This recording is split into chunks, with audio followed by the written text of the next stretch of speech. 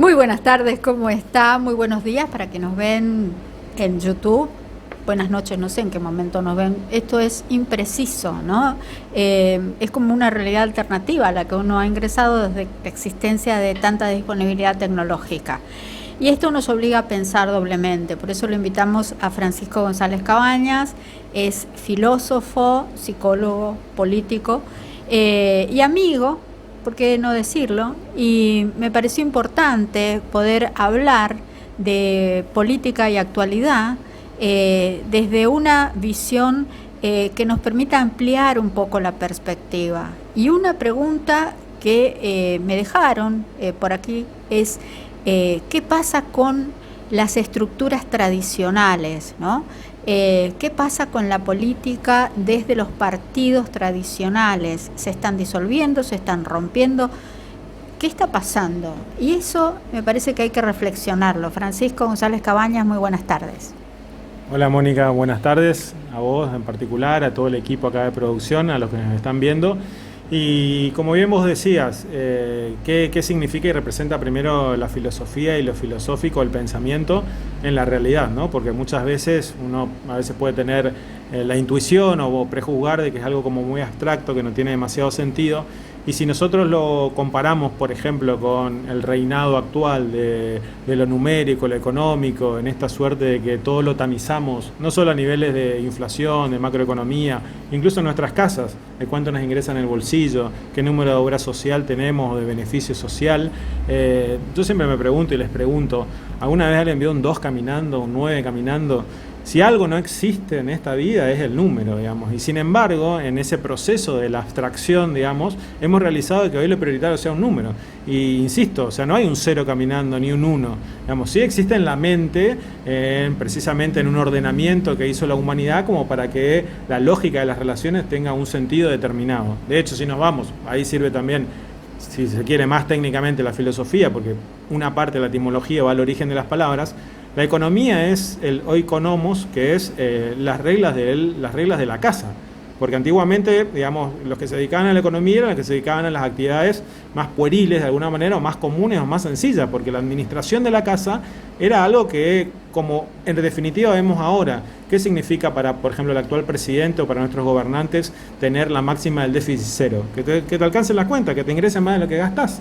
Entonces, esa es la ley básica de la economía, del oikonomos, que se dio origen a que te tienen que ingresar más de lo que vos gastás. Y a partir de ello, eso era tan sencillo que las actividades a las cuales debían consagrarse los seres humanos, que disponían de más tiempo, de más recursos y de más posibilidades, eran precisamente las actividades del pensamiento, del lenguaje y de precisamente qué significa y representa eso, el entendimiento, la palabra. El tema del ocio visto como algo disvalioso, que es muy de este tiempo. Sin embargo, no era así en la antigüedad, porque tenía que ver con cultivar la espiritualidad. Sin embargo, ahora, si sos un ocioso, sos una mala persona. De hecho, así nace la palabra negocio, que es la negación al ocio. ¿Por qué? Porque nadie puede ser virtuoso si está sentado pensando, ¿no? Entonces, ¿cómo te ves a vos mismo y cómo nos ves a quienes gustamos tanto del pensamiento? Así es, Mónica, hoy dijiste otro gran ejemplo, precisamente a partir de eso otra vez volvemos con la utilidad de lo técnico, en este caso el origen de las palabras, el negar el ocio, porque no había nada más, sencillo también en esta comparación de lo económico, de que vos vendas más caro de lo que comprás. Esa es la lógica del negocio. Eso es incluso si nosotros nos pensamos cuál es el gran drama, podés decir, no, ¿cuál es la utilidad de la filosofía si no lo pensás? ¿Cuál es el gran drama de las sustancias ilícitas? Que si vos la comprás, es el único negocio tan rentable que comprás algo en determinado precio en un lugar, que lo mandás kilómetros más afuera y te da un salto de ingresos sideral. Pero porque precisamente anida en la lógica del negocio, que la lógica del negocio es mientras vos compres más barato lo tenés que vender más caro. No hay nada más sencillo que eso. O sea, vamos, ¿cuál es el trabajo de un CEO? un gerente que son una gran marca multinacional. ¿Cuál es el espíritu creativo que tiene que hacer para que le cierre una planilla de Excel o como para dirigir a una cantidad, un organigrama de tipos que lo único que hace son cumplir normas procedimentales? Entonces precisamente arribamos hoy al mundo de la inteligencia artificial, que si no está pensada, si no tiene errores, si no tiene la parte humana, si no tiene la parte de la conversación, es un procedimiento. O sea, devenimos en un procedimiento porque precisamente, como hoy vos decís, creemos nada más que en números, creemos nada más que en un resultado, creemos nada más en una operación algorítmica y dejamos de hablar que tiene que ver con la sustancia de pensar y decir, no, pero ¿quién es este loco con gorra que me dice a mí qué es lo que tengo que hacer? No lo dice este loco con gorra, lo dice una cultura como por ejemplo la que nosotros estamos presentes o estamos en este espacio geográfico que es la cultura guaraní, que los guaraníes creían precisamente y decía que el ser habitaba en la palabra. Y vos decís, y bueno, pero podría haber sido una cultura determinada específica, o casualidad, otra gran cultura, la filosofía alemana, digamos, occidente puro, en autores como Martin Heidegger o poetas como Hölderlin, poetas filósofos, llegan a la misma conclusión, sin que ambos se hayan cruzado. O sea, el eje central de Heidegger es el ser habita en el lenguaje. Y vos decís, bueno, hay otras corrientes, vos te vas a la corriente hermenéutica, por ejemplo, de España, o el pensamiento débil de Italia, y te dicen desde que somos una conversación. O sea, porque precisamente, insisto, la humanidad, la esencia, o incluso la búsqueda de la divinidad, la oración, las oraciones, tienen que ver con la palabra. Porque ahí es donde nos expresamos nuestra eternidad. Los cuerpos simplemente son entidades por las cuales nosotros transitamos precisamente este ejercicio de la palabra. Dice, bueno, pero ¿en dónde basta? ¿Dónde? Sí, obviamente hay una concretud, pero en esas relaciones, donde hay aspectos genéricos, decir, bueno, ¿cómo definimos el amor?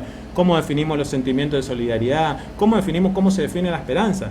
Precisamente a través de ese halitus, o sea, a través de esa pulsión que tenemos y que en realidad tratamos de buscarla a través del pensamiento, de hacer una síntesis entre emociones, entre razón, entre temores, en administrar las propias contradicciones dentro de la naturaleza humana, y que en definitiva es lo que hace el pensar. Y como decís, el asunto de la política, que es la administración de las polis, o sea, las cuestiones en común. Hay aspectos que tenemos en común, es decir, cuando estamos en un barrio y decir, bueno, che, ¿quién arregla que el barrio esté iluminado? Ahora, Francisco, ¿te parece que entonces somos una cultura triste nosotros porque elegimos un presidente que fue muy, muy castigado por el padre, que tuvo una historia de soledad, que tiene más contacto con sus perros, o sea, está mucho tiempo en silencio, y buena parte de la juventud, sobre todo varones, han empatizado con esta figura, o sea, le han dado el poder a una persona que tiene ese perfil. O sea, la política tiene que ver, sobre todo la política de ciertas mayorías, porque hay que ganar con el voto, con el estado anímico, y ese estado anímico se transmite con palabras, como bien decís, ¿no? Y pienso, por ejemplo, en Spengler, que habla de la decadencia de la cultura, ¿no? De la decadencia de las civilizaciones, que no es exactamente lo mismo, pero tiene que ver con esto, con el alma de un pueblo, ¿no? El pueblo hebreo, por ejemplo, lo más potente que cultivó fue la palabra, porque es una obra literaria, la Biblia, y nos convidó a todos con eso, ¿no?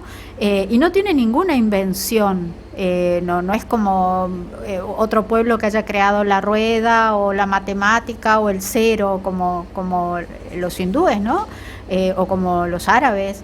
Sin embargo, ahí está la potencia creativa de la palabra, ¿no?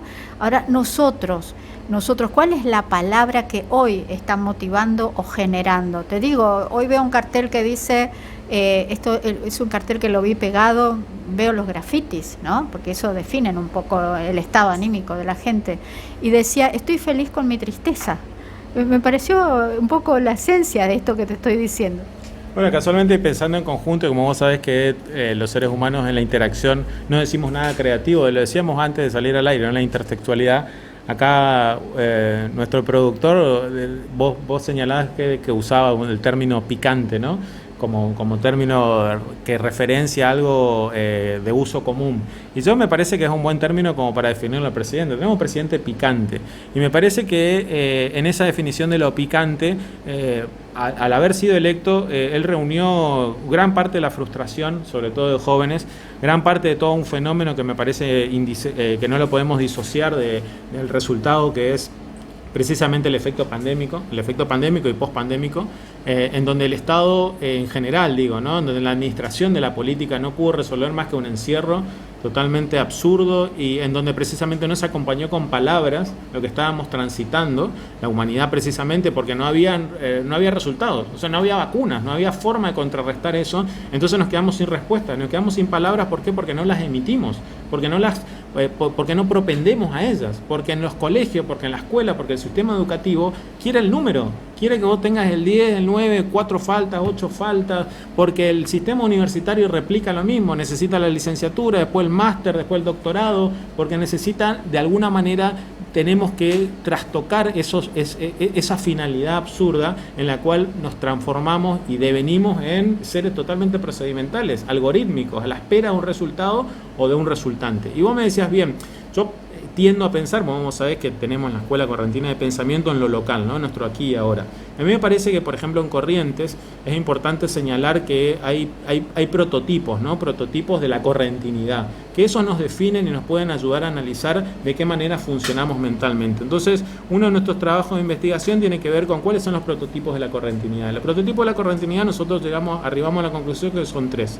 El mencho, la comparcera y el chamamecero, ¿no? Entonces construimos, edificamos estos tres estereotipos, claro, el mencho, la comparcera y el chamamecero, ¿no? Si vos te pones a pensar, es fantástico porque de un tiempo a esta parte hemos resignificado el concepto del mencho, el tipo del trabajador de campo, ¿no? Que muchas veces de alguna manera estuvo oprimido, apartado, bueno, fue de hecho perpetrado, incluso se le sacó el lenguaje a través, muchos de ellos venían del habla guaraní, se lo suprimió, ahora a partir de eso sin embargo la base de la siendo economía. la base de la economía, se los confinó a las tareas rurales de campo, pero con el fenómeno Loam, por ejemplo, si nosotros vemos esa familia, que bien la podríamos significar como una familia de campo, una familia mencha en este sentido, en este término, ¿no? En este concepto, hay, digamos, todo un trasfondo en el cual no está trabajado. Y víctima de la transformación económica, porque ahí había naranjales, porque en algún momento el naranjal, o sea, era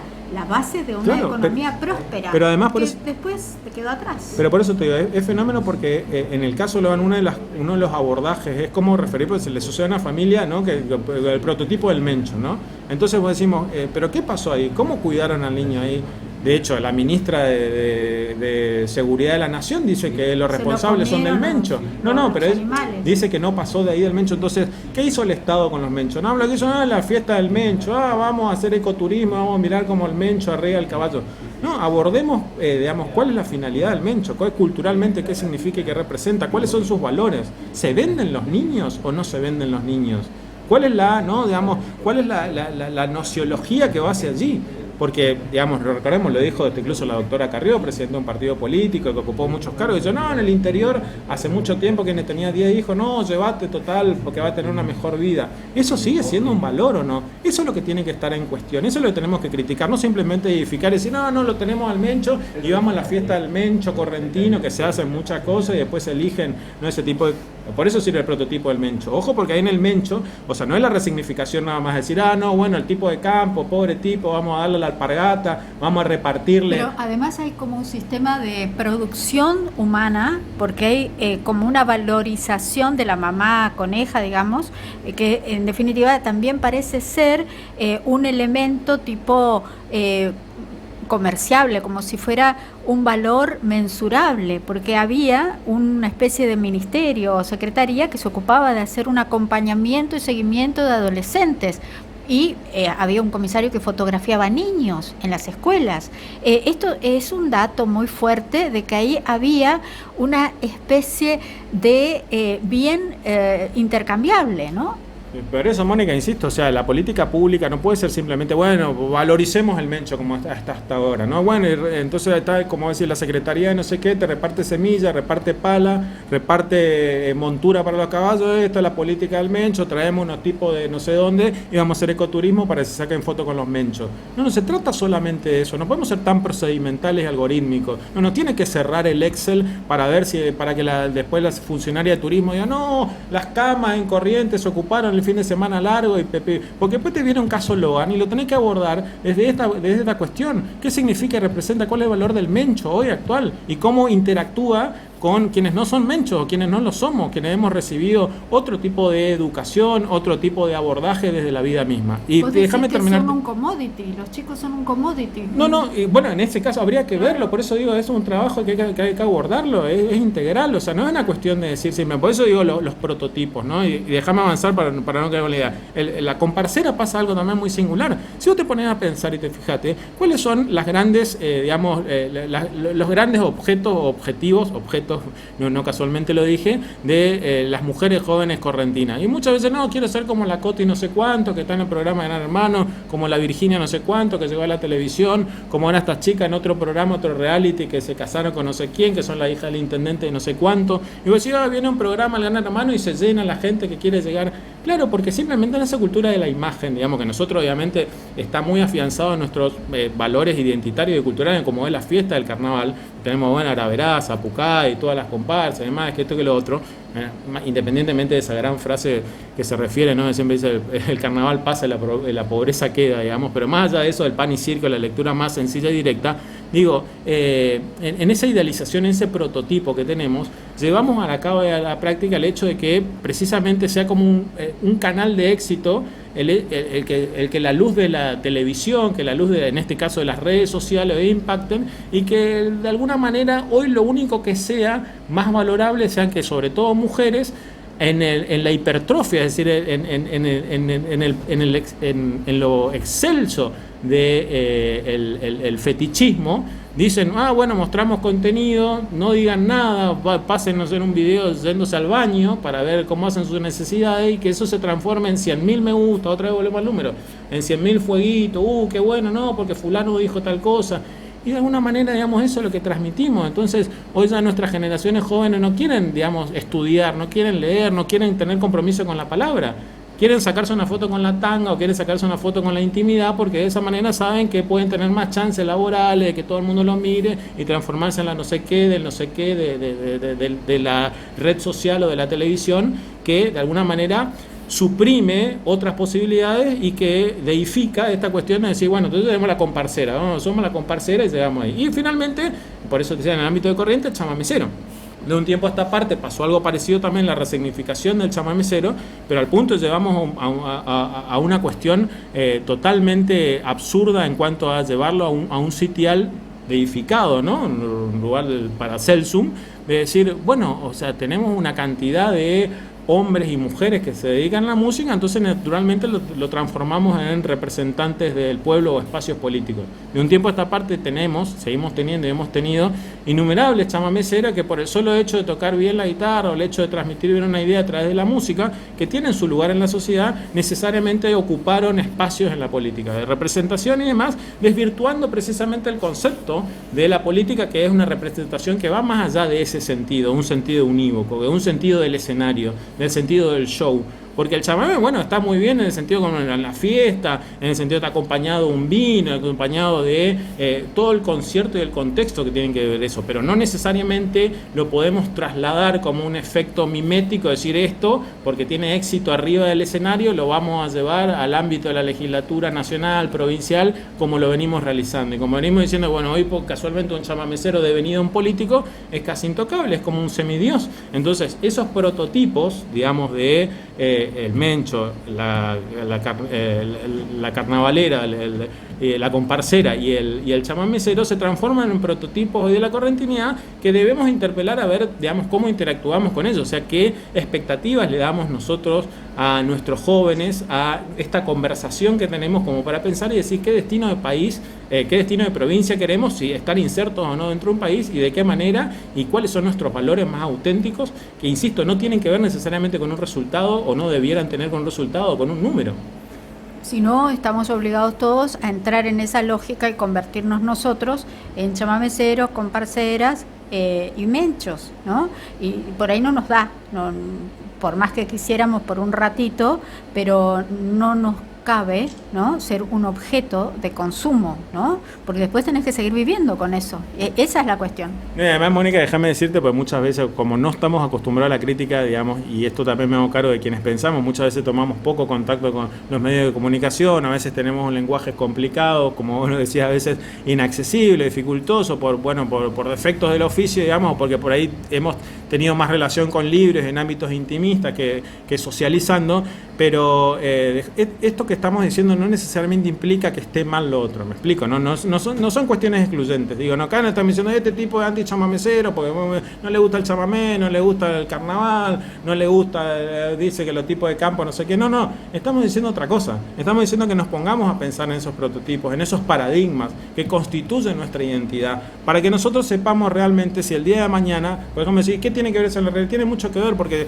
si hoy hablamos de la hidrovía, es decir, del tránsito y la navegabilidad que viene, claro, de la selva paranaense, que se conecta con el río Paraguay, el río Paraná, y desembarca en lo que exportamos. Es decir, bueno, pero ¿y eso en qué medida tiene que ver? Y tiene que ver si creamos una región litoral, por ejemplo, como la que se crea, y se intervienen entre provincias para tener la administración de ese torrente de río, para ver, digamos, si se escanean o no los containers que pasan los barcos, quién administra y quién maneja eso, si administra el puerto central o lo administramos nosotros, porque eso a su vez tiene tratados internacionales, y eso viene de las viejas discusiones históricas. De hecho, ahora vamos en noviembre, la gran maratón de la vuelta obligado, digamos, en lo que serían las disputas de unitarios y federales. Esa es la matriz de, como decías al comienzo, de la discusión política. Acá la discusión política no es si el candidato a gobernador va a ser Juan Pablo Valdés, Eduardo Tassano o Peteco Vicchi, o si se presenta Ricardo Colombi contra Francisco González Cabañas o contra quien sea, digamos. Porque esos son nombres, porque eso volvemos a traer un resultado. Lo que tenemos que discutir es qué son los conceptos y qué son las ideas. Eso es lo importante y eso es lo que nos va a transformar. ¿Qué destino queremos, digamos, para nuestra provincia? Y no, olvídate de decir, bueno, tengamos una propuesta, una plataforma, porque todos lo tienen. Lamentablemente, cuando se hace mal uso de la inteligencia artificial como herramienta instrumental, o copias y pegadas, y tener una plataforma, que esto, que lo otro. Pero me decís, entonces encontrás candidatos y candidatas que pasan de un partido al otro, y vos decís, bueno, ¿qué hacen ustedes? Nosotros, por ejemplo, presentamos un registro de precandidatos electorales para que los partidos políticos tomen previamente a quienes se inscriban en sus candidaturas, para que definan antes en qué partido y qué cargo. Puedes decir, yo no puedo decir, yo quiero ser candidato a gobernador y después termino negociando para abajo de la mesa, no, ¿sabes qué? Voy como intendente, no, voy como vice, o voy como diputado, cosas que están pasando, porque en el fondo no hay idea. Porque en el fondo, que es lo que vos decías, recepcionó muy bien el presidente, lo que los tipos quieren es pasarla bien, lo que los tipos quieren, no sé para qué tampoco, porque realmente, digamos, quienes tuvimos la suerte de explorar otras cosas, la verdad que sabemos que tener 3 o 4 pantalones es lo mismo que tener 10, o incluso menos, no te los puedes poner todos juntos. Tener menos problemas, no sé para qué querés cambiar la camioneta cada rato, si podés, ahora lo más saludable es andar en bicicleta, o andar caminando. Digamos, entonces, digamos, si vamos a esa lógica, donde nos gobiernan gente que la única preocupación que tiene es su beneficio, entre comillas, en realidad es un perjuicio incluso para ellos mismos. Vos me decís, bueno, esos tipos, no, para el futuro de los hijos. Los hijos de esos tipos no viven acá en Corrientes. Y el desarraigo que implica para un padre que su hijo se vaya a vivir lejos no tiene precio. Esos tipos no pueden vivir a su hijo en Corrientes, lo mandan a estudiar a Europa, a Buenos Aires, más, porque tienen recursos, pero tienen la tristeza de que teniendo el poder no hacen una vida para decir, tipo, che, mira, yo me quiero quedar acá, yo quiero ir al río, no sé si a Paso de la Patria, a los nuevos country, en Riachuelo, en Santa Ana, donde sea. Yo quiero ir a mi costanera, quiero ir a tomar algo en el centro. Quiero ir a mi canchita de fútbol. Y eso no lo estamos logrando. Así como Loan se perdió en Algarrobal, los chicos de los hijos ricos se pierden en las grandes urbes porque nosotros estamos llevando una vida procedimental, una vida casi sin sentido, porque lo único que hacemos es precisamente intercambio de bienes. Que ni siquiera esos propios tipos tristes saben por qué la mayoría terminan con adicciones, con problemas para dormir, con cuestiones individuales que incluso son totalmente absurdas. Entonces, si nos vamos al fondo de esa cuestión, y si la gente nos hace un esfuerzo también para salir del mundo, ay, bueno, mirá el boludo este con la gorra, oh, no, mirá el pelado, el típico comentario de Instagram, no, mirá cómo habla, mirá, tiene el dedo, mirá, tiene un anillo más, tiene un anillo menos. Digamos, si hacemos un esfuerzo, o sea, también porque es de todos esto, no hay un gran Papá Noel, digamos, que dice, no, bueno, vení, no, nos quedamos en casa nada más que esperando a que nos toquen la puerta, no en la bolsa de mercadería, o nos prometan el cargo en el gobierno, digamos, y va a ser un poco difícil. Entonces, ahí sí todos construimos el destino que tal vez no merecemos, ¿no? De estar en esta situación con el 50% de pobres, sin expectativa, deprimido, como vos dijiste, triste en algún punto, pero bueno, La divinidad dice que tenemos esperanza, tenemos palabra. Y entonces si tenemos palabra y estamos haciendo esto es precisamente porque podemos buscar otra cosa. Podemos tener, creo, en el fondo, yo creo mucho en esa cultura de decir, bueno, de alguna manera, por eso los guaraníes decían que el ser habitaba en el lenguaje, ¿no? O sea, lo más importante, es decir, poder transformar esto. Y esta conversación que en realidad viene de antes. Nosotros solo le prestamos circunstancialmente el cuerpo para que se digan estas cosas que se vienen diciendo hace tiempo. Pero que obviamente el gran desafío es poder llevarlos a cabo a la práctica para que eso transforme, ¿no? Para decir, bueno, pará, no necesariamente, solamente podemos ser mencho, comparcera y chamamecero, o hay otra cosa, o de corriente también se puede pensar, o de corriente también podemos administrar, no sé, de hidrovía, de corriente podemos generar políticas públicas distintas. Digamos, son inquietudes que no hay un tipo iluminado acá de decir, porque usa 4 o 5 palabras buenas, lo va a hacer. No, lo tenemos que hacer entre todos. Me acuerdo de Martín Alvarenga que dice Latinoamérica empieza en Corrientes, y esta sensación de ser partícipe de un colectivo que cada 20 o cada 30 años o cada 10 años explota, ¿no? Así que explota en el buen sentido, digamos, genera, y me parece que sí, que hay que hacerlo, hay que buscar mecanismos y bueno, no sé si querés concluir, te agradezco muchísimo tu presencia desde ya. No, Mónica, bueno, vos citaste a un autor, creo que me parece otro de los grandes, o de los trabajos que nosotros tenemos, que de alguna manera lo vamos a continuar, es valorizar a nuestros autores. Creo que Martín, yo tuve la suerte que él prologó uno de mis libros, pero independientemente de eso, es uno de los grandes autores, no solo en Corrientes, sino invito a quienes no lo conozcan a que, bueno, su obra incluso está en redes y demás, es muy accesible. Me acuerdo, obviamente, de otros grandes autores, como Oscar Portela, a quien vos también conociste, como Francisco de Madariaga, como tantos que,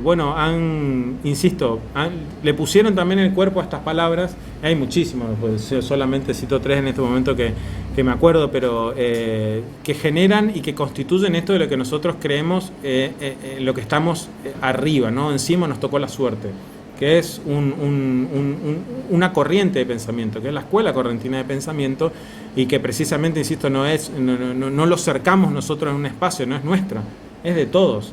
Y tuvimos, insisto, la suerte, así como decían, nos van a decir, vamos a la tierra sin mal, digamos, en este lugar, nosotros tenemos la disponibilidad de pensar, y nuestro desafío, creo, es que ese pensamiento lleve a cabo una acción política transformadora, insisto, para que a través de la palabra, para que el ejercicio del poder no sea solamente desde el cargo. Si necesariamente tiene que ser a través de un cargo, lo haremos, pero no necesariamente eso. Puede ser a través de una declaración, de un manifiesto, de propiciar que las comunidades empiecen o puedan pensar o poner en palabras su dolor, sus expectativas, sus experiencias, la interpelación a sus funcionarios, a sus representantes. ¿Qué significa la representación? ¿Qué significa el diputado, el senador que no te atiende, que no te responde? Bueno, instarlos precisamente a llevarlos al punto de la palabra, que no solamente la política sea el coeficiente, otra vez el número, el algoritmo, a ver cuántos votos tenés. Entonces yo de acuerdo a eso te doy la bolsa de mercadería o te doy la categoría en el empleo estatal para que después el plus y el plusito te dé. No somos más que eso, digamos, somos una experiencia única y que precisamente tenemos que luchar hasta el último de nuestros días para que nosotros y nuestros hijos puedan tener esa posibilidad de continuar esta conversación, ¿no? Y que esa conversación se transforme en un hecho revelador desde lo político, que es precisamente la administración de las cosas públicas, es decir, en un convencimiento, en una seducción colectiva, que seguramente ahí nos quitará la tristeza, la opresión, y podamos tener una experiencia de libertad, no una libertad numérica, no una libertad de los números que no existen, de lo que nunca va a estar caminando, sino la libertad de precisamente decir, mira, Mónica, yo no estoy de acuerdo con lo que vos dijiste, y que eso no signifique para vos que vos sos un pelotudo, ¿no? O que vos decís, che, mira, qué interesante lo que me dijo este tipo, lo voy a pensar, y capaz que mañana decís otra cosa que a mí, digamos, me termine convenciendo de lo mismo. Y esa experiencia de lo humano, esa es la síntesis de la humanidad en definitiva. Así que nada, yo agradecido, como siempre. Felicitarte a vos, a todos los de la producción aquí, y hasta cualquier momento. Muchas gracias, Francisco. Vamos a una pausa.